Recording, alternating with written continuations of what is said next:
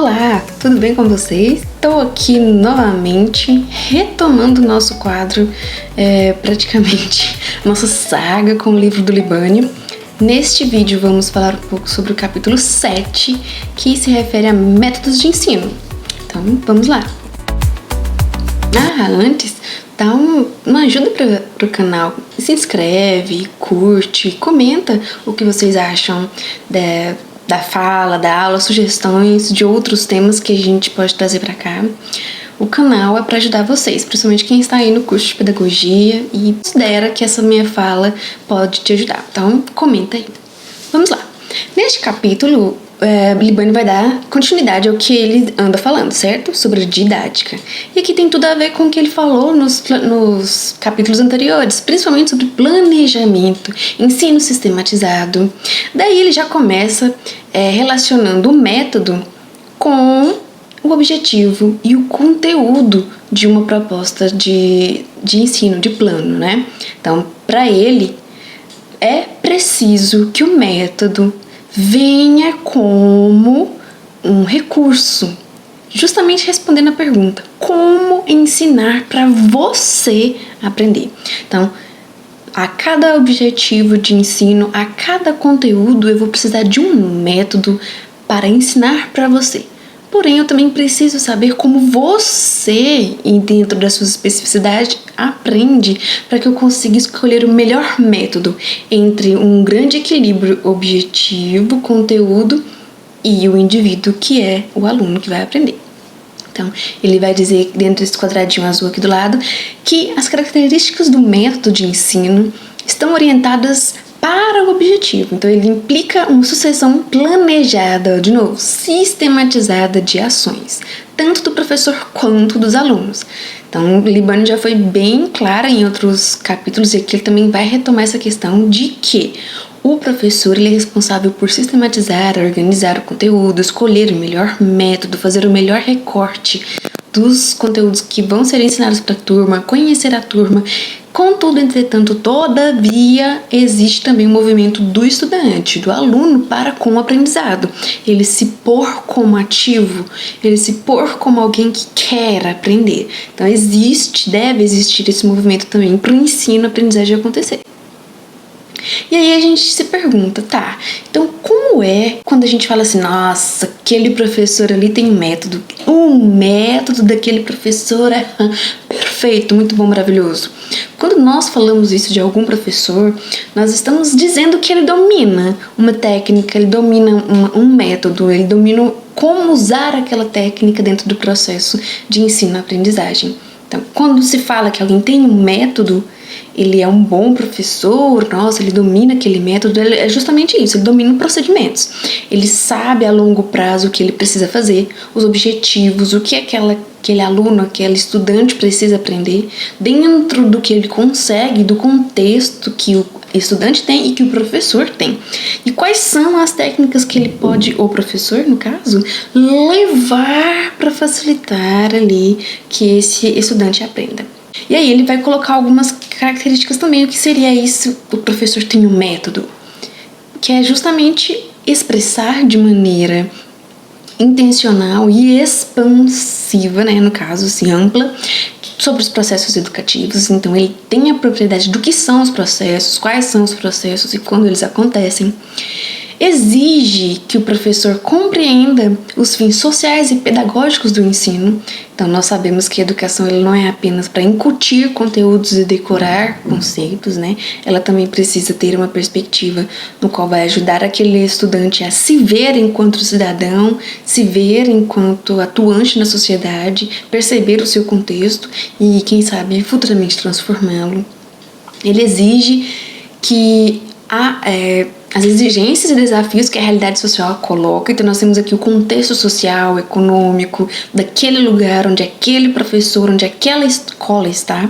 Então, existe isso também, é preciso levar em consideração, principalmente pelo repertório daqueles estudantes, as expectativas de formação dos próprios alunos. Então, ele está aqui para quê? Para que eu preciso aprender a ler? Para que eu preciso aprender a escrever?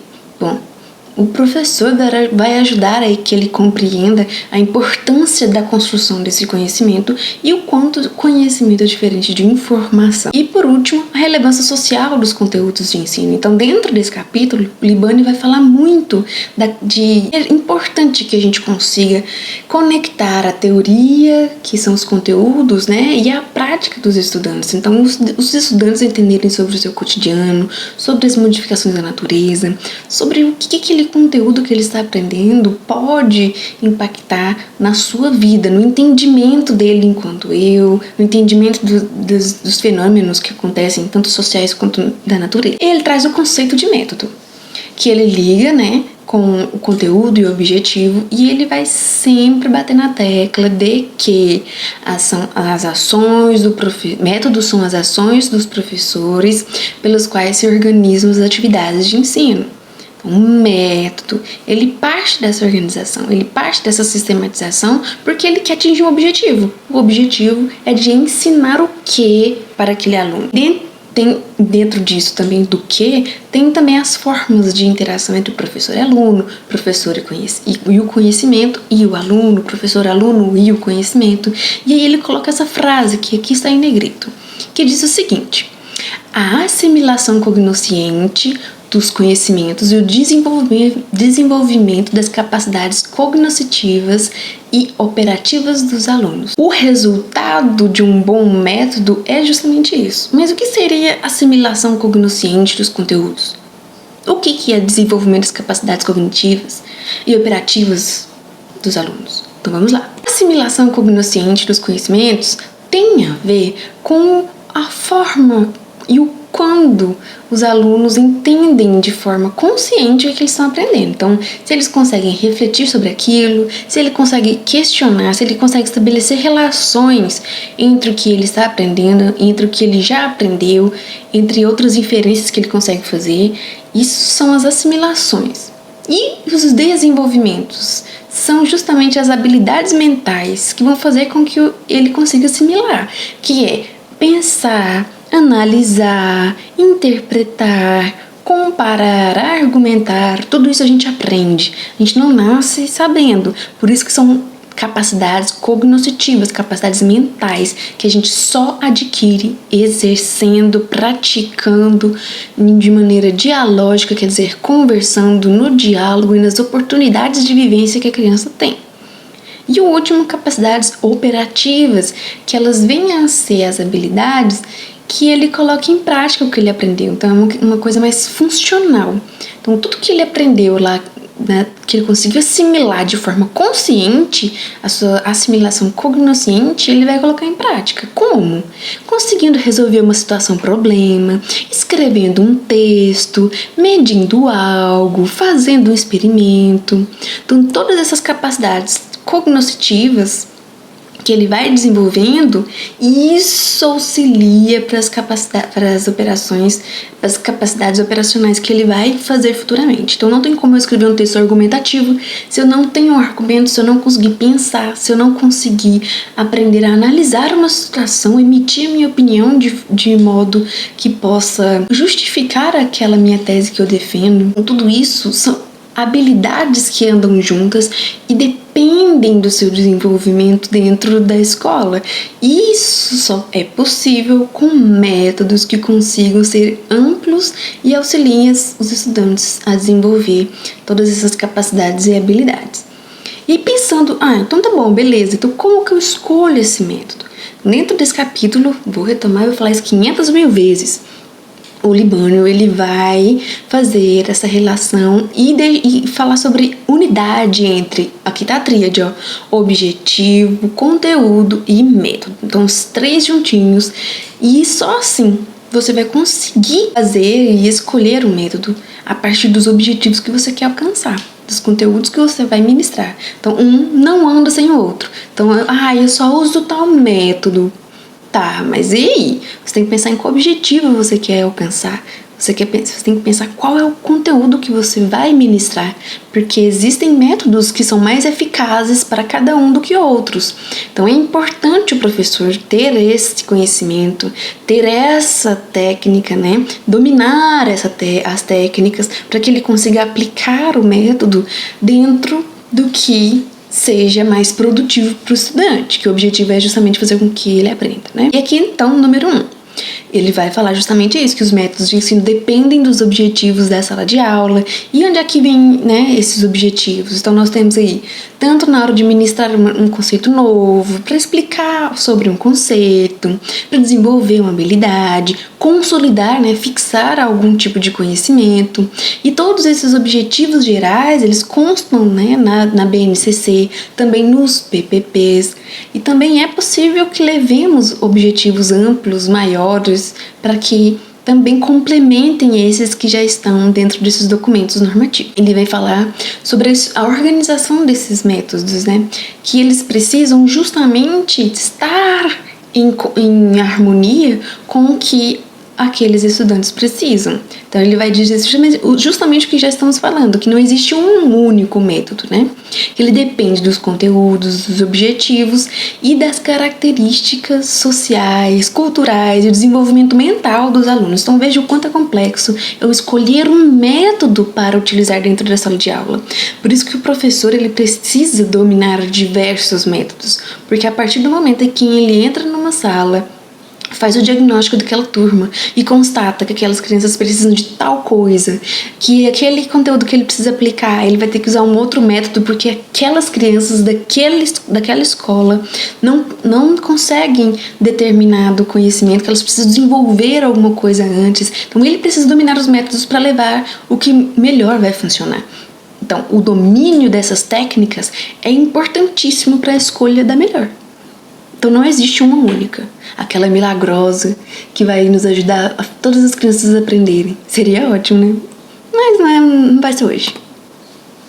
Em terceiro, é o que a gente acabou de dizer. Então, é preciso que o professor conheça a turma, conheça aqueles alunos, principalmente no que se refere ao nível de desenvolvimento, tanto ele mental, quanto físico, e quanto às suas questões socioculturais e individuais, mais do que somente do coletivo, né? Então, de onde vem aquele estudante? Qual é o repertório que ele tem? Será que ele comeu? Será que ele tem o que comer?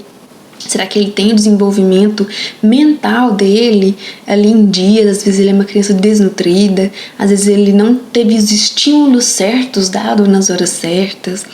Às vezes a criança tem o desenvolvimento físico aquém, e o desenvolvimento físico ele tem um impacto enorme no desenvolvimento mental. Então são crianças que não dão conta de pular amarelinha, que não conseguem fazer um mínimo de correr sem tropeçar no próprio pé. Então são habilidades que são psicomotoras que sim, influenciam no seu desenvolvimento mental. E muitas das vezes é por falta de estímulo, excesso de tela. Não necessariamente ele faz parte de algum transtorno ou de algum aspecto, né? É importante conhecer, é importante verificar, é importante ver se aquela criança teve oportunidade, teve os estímulos dentro da sua escola. E principalmente da sua família, que é onde começa tudo.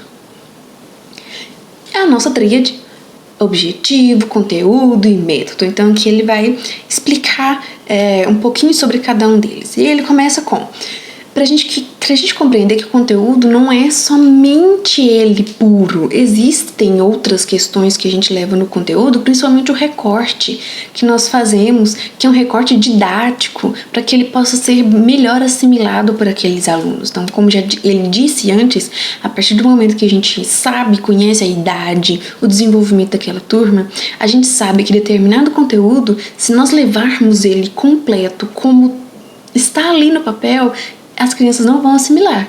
Então, muitas das vezes, eu preciso cortar aquele conteúdo, separar ele de maneira estratégica e pedagógica para que aquelas crianças consigam aprender. Então, essa organização intencional e sistemática é também o conteúdo e é pensando nesse aluno. Então, não é simplesmente pegar aquele conteúdo puro e entregar para os estudantes, é preciso ter esse outro olhar. Objetivos. Aí ele vai esclarecer que os objetivos são aqueles que expressam não só nossos propósitos em relação ao desenvolvimento da criança, mas também que leve em consideração os interesses das crianças, os aspectos particulares daquelas crianças, né? Quando eu falo crianças, eu estou falando aqui de todos, desde infantil, fundamental, a didática está em todo lugar em que se queira ensinar alguém alguma coisa. De maneira sintetizadinha aqui, temos um quadro, né, pra gente verificar. Então, olha lá. Em primeiro lugar, temos que ter os objetivos com os propósitos pedagógicos que sejam intencionais e planejados, né, pra gente ensinar para as crianças, visando principalmente sua participação na vida social. Em segundo lugar, conteúdos.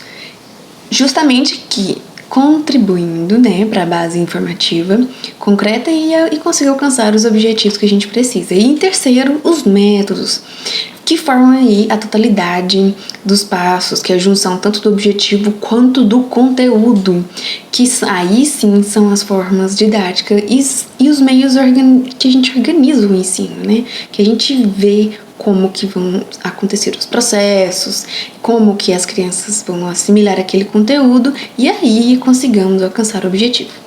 Mais à frente o Libânio vai falar sobre os princípios básicos do ensino. Então, esses é básicos mesmo, né? São coisas que ele vem falando nos outros capítulos e aqui ele retoma.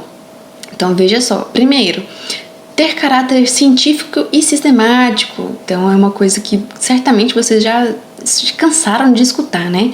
Que dentro da escola é preciso ensinar o conteúdo científico.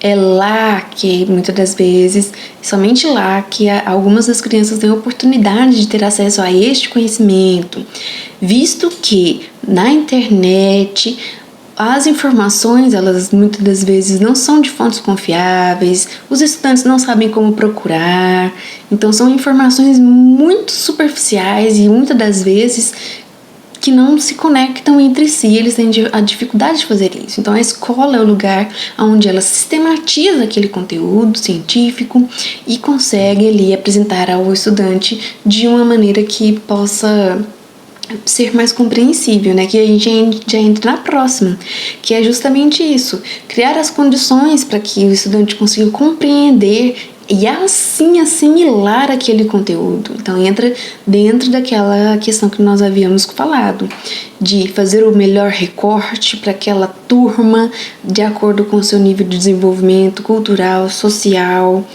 levar, às vezes, a retomar uns outros conteúdos que eles não aprenderam antes de passar um novo conteúdo. Às vezes tem conteúdos que têm elementos que precisam ser trabalhados antes, não é? Então, por exemplo, não tem como eu aprender a adição se eu não souber sobre o sistema decimal, que é um conteúdo importantíssimo na matemática que a gente aprende na educação infantil. Então, é preciso saber o nível para que a gente consiga criar as condições prévias e assim evoluir nos conhecimentos. Depois ele vai falar sobre assegurar a relação conhecimento e prática. Então, é justamente o que a gente estava falando antes, para que eles consigam compreender que o que eles aprendem em sala de aula condiz com as explicações dos conteúdos do cotidiano, das transformações naturais, dos processos que acontecem na sociedade, para que assim ele entenda que o que ele aprende na escola tem relação com o que ele vai viver na sociedade.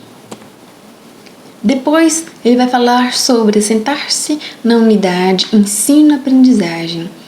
Então, aqui ele propõe que todas as pessoas, né, os elementos ali da comunidade escolar, quem são esses elementos? Professor, coordenador, diretor, que eles precisam estar em unidade, de que eles precisam concordar no que se refere à organização, no que se refere às atividades de ensino, nas condições criadas. É preciso que haja diálogo, compreensão, às vezes, principalmente do nível do conteúdo que vai ser aplicado, que eles tenham consciência do repertório daquela turma, que foi preciso retroceder ou às vezes avançar, que eles tenham ali juntos uma compreensão de que o ensino e a aprendizagem, e principalmente, né, a família esteja envolvida nisso para ajudar nesse processo. Depois, a garantia e a solidez dos conhecimentos. Então, nós temos aí a preocupação de que não é somente os resultados, né, para eu poder fazer uma aprendizagem sólida dos conhecimentos, não é apenas eu tirar uma nota boa na prova, é principalmente demonstrar esses resultados, esses conhecimentos que eu aprendi ao longo do tempo. Eu preciso que eles fiquem dentro do meu arcabouço, né? E para isso eu preciso de atividade de fixação, retomar algum conhecimento, retomar alguma atividade, mas pensando na solidez e não apenas nos resultados de provas ou exames externos à escola.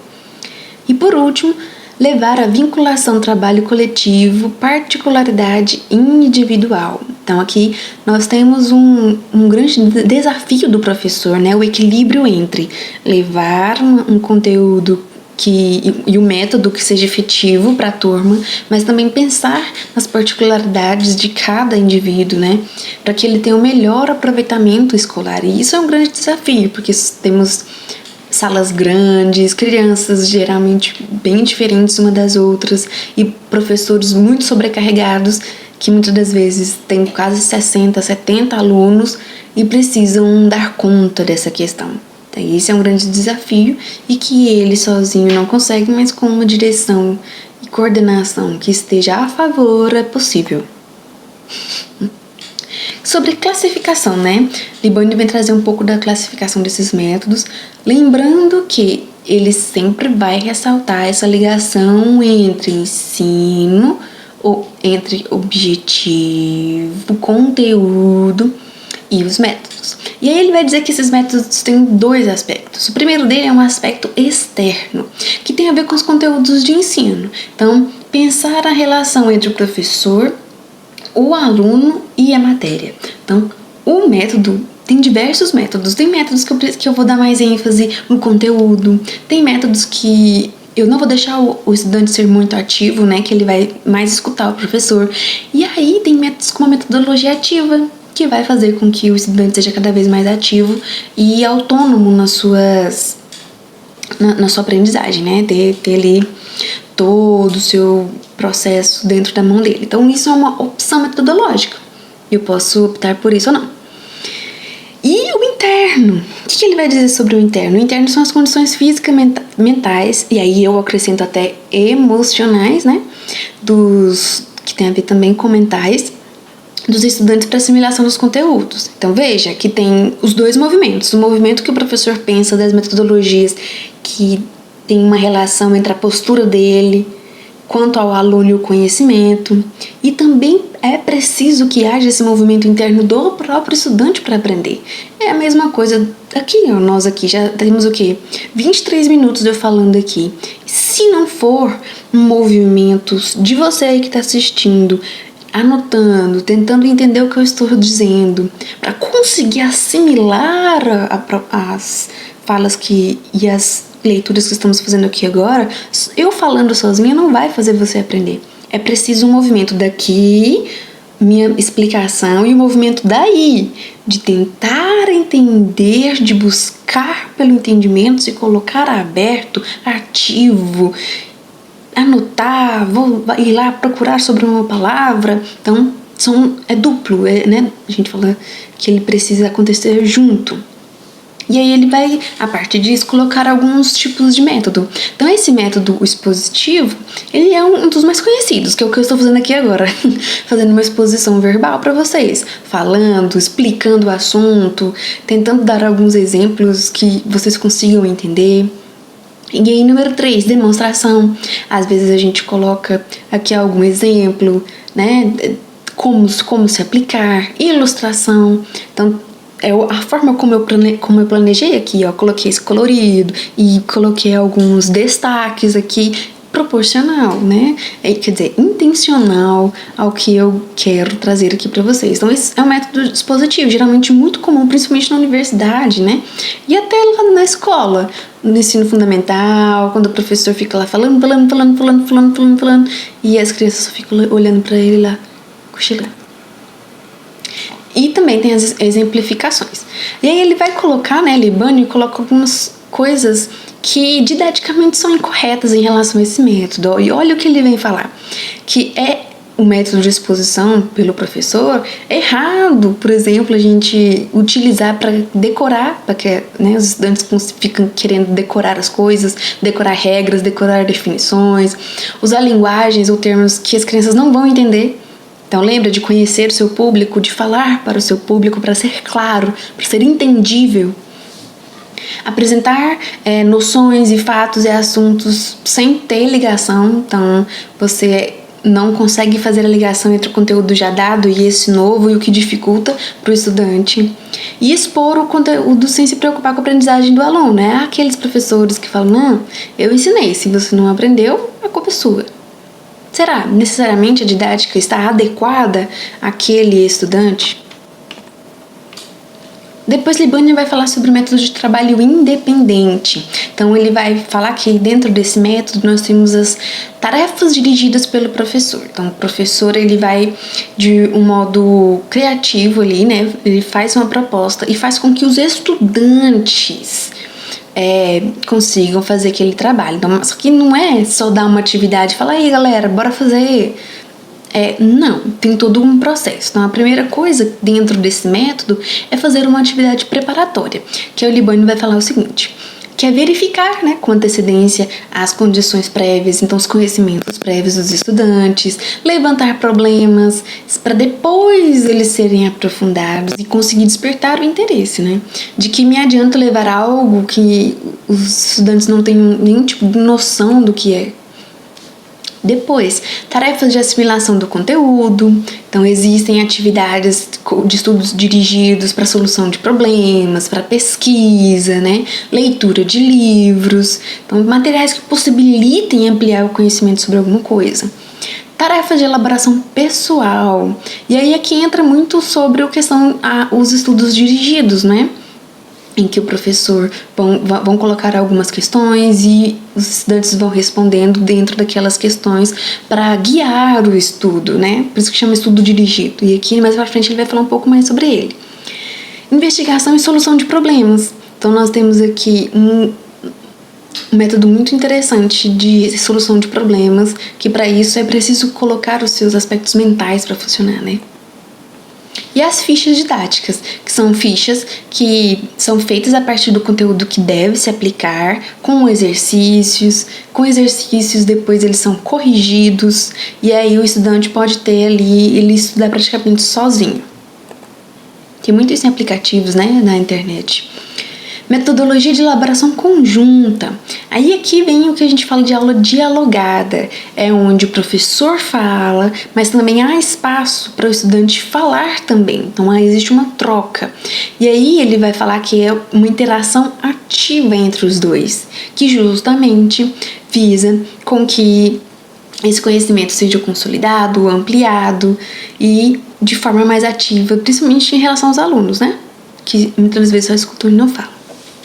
Método de trabalho em grupo. Esse daqui poucas pessoas gostam, E é um grande desafio de fazer uma proposta dessa.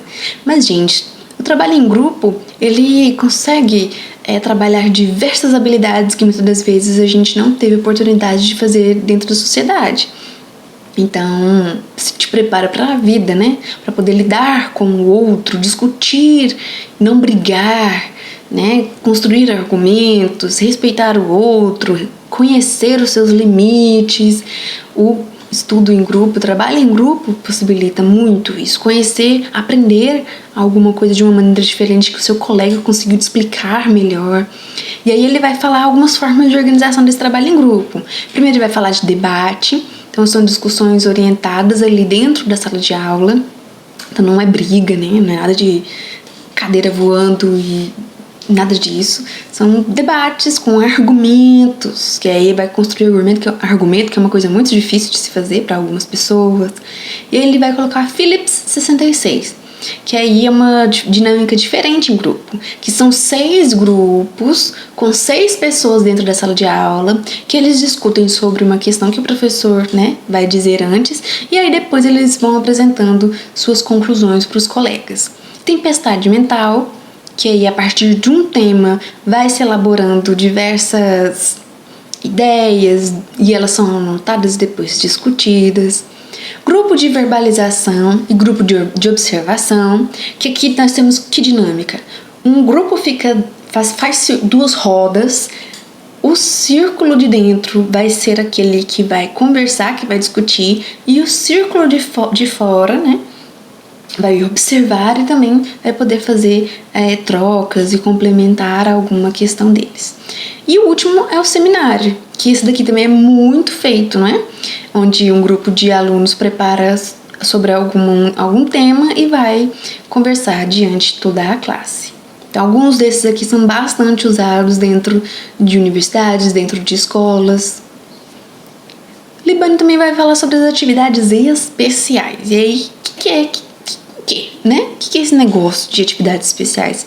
Ele vai falar que elas complementam os métodos, né? Que ela auxilia dentro desse processo de assimilação ativa dos conteúdos. Porque para assimilar, lembra que tem que ter um movimento do estudante? Pois é, para fazer as atividades, o estudante tem um movimento ativo de realização. E aí ele vai colocar isso como atividades especiais. E ele cita algumas, por exemplo, estudo do meio, onde ele vai falar que os estudantes se refere a todos os procedimentos que possibilitam levantamento, discussão e a compreensão de problemas concretos do cotidiano do aluno, da família, né? E aqui a gente tem muito, por exemplo, quando levamos algumas sugestões das próprios estudantes para a sala de aula, né? Algo que aconteceu na sociedade, algum jornal, né? Alguma notícia que apareça, onde a gente leva para dentro da sala de aula e começa a discutir e a trazer elementos do conteúdo que precisa ser ensinado. Isso se torna uma atividade complexa e muito interessante. E aí ele vai falar de um outro professor, Balzan, que para realizar esse estudo do meio, que ele coloca aí algumas questões que são importantes e é uma sugestão. O que seria isso? Primeiro, o planejamento, né, que a sala vai fazer junto com o professor. Depois a execução, que aí seria dentro, né, no local, com a orientação do professor, os alunos vão observando e escrevendo sobre aquilo. Exploração dos resultados, avaliação, relatórios da visita, o que aconteceu, o que os estudantes perceberam. E dentre tudo esse estudo do meio aqui dessas atividades especiais, ela coloca a prática, né, o conteúdo que eles estão aprendendo dentro da sala de aula, fazendo relação direta com a prática dos estudantes. Meios de ensino, que é o que Libânio vai finalizando o seu capítulo, que ele vai falar que são os meios e recursos materiais utilizados pelo professor, pelos alunos, para a organização e condução metodológica do processo de ensino-aprendizagem. E aí ele ressalta de novo e ele fala novamente sobre o quanto é importante o professor dominar e ter, né, segurança desses meios de ensino, desses meios de auxiliares de ensino, dos recursos materiais. Então, quando a gente fala assim, ligar um data show, conectar uma caixa, saber que para determinado tipo de dinâmica o microfone vale a pena, né? Saber que para algumas dinâmicas vai acontecer muito barulho, então como eu vou lidar com esse barulho? Então esse planejamento, essa segurança, ela é prévia quando se pensa em planejar uma aula, né? Por isso que é planejar uma aula. Se eu sei que eu vou levar um método que vai fazer uma dinâmica diferente e os estudantes não estão acostumados, então geralmente eles ficam e conversam muito e ficam muito animados e dá aquele barulho todo, ai, agora o que eu faço? Então o professor já tem que estar preparado para isso, porque ele escolheu aquele método, então ele tem que estar previamente munido de todas as ferramentas para auxiliá-lo ali na dinâmica com aqueles estudantes. Então, se é uma metodologia que vai fazer eles ficarem muito alvoroçados e fazer muito barulho, o que eu posso levar para ajudar nisso? O que eu posso levar para colaborar com o silêncio, para que ele me escuta melhor, para que eles façam registro? É dentro ou fora da sala de aula? Eu preciso de uma mesa grande ou pequena? Quantas cadeiras? Ou se eu não preciso de cadeiras, se eu preciso de computadores, como vai acontecer? Então, o professor precisa dominar os recursos, principalmente se ele for usar dentro da sua metodologia um recurso digital, um aplicativo. Se ele vai utilizar esse tipo de recurso digital dentro das tecnologias, ele precisa dominar, ele precisa saber como entra, ele precisa saber o processo para poder auxiliar os estudantes. E principalmente ele precisa ajudar os estudantes previamente, para que no momento da execução eles tenham a capacidade de participar. Senão vai virar assim, bagunça. Essa metodologia não deu certo, esse método não deu certo. Nossa, essa turma aqui é ruim. Não, muitas das vezes não. Muitas das vezes o professor pode ter escolhido o método com uma técnica que ele ainda não domina. E aí ele chegou lá na hora, não sabia muito como lidar e aí acabou encerrando. Vamos voltar aqui para fazer o exercício sentado, cada um na sua cadeira e pronto. Então, isso faz diferença também. O domínio da técnica faz diferença no sucesso do método. É importante primeiro o professor aprender para depois ele executar com os estudantes. E é isso, pessoal, né? Nesse nosso capítulo, nesse 7º capítulo do livro, foi isso por hoje. Agradeço a todo mundo que vem assistindo essas explicações desses capítulos. E é isso. Dê o seu like, faça a sua inscrição, comente aí o que você achou, as suas sugestões e muito obrigada!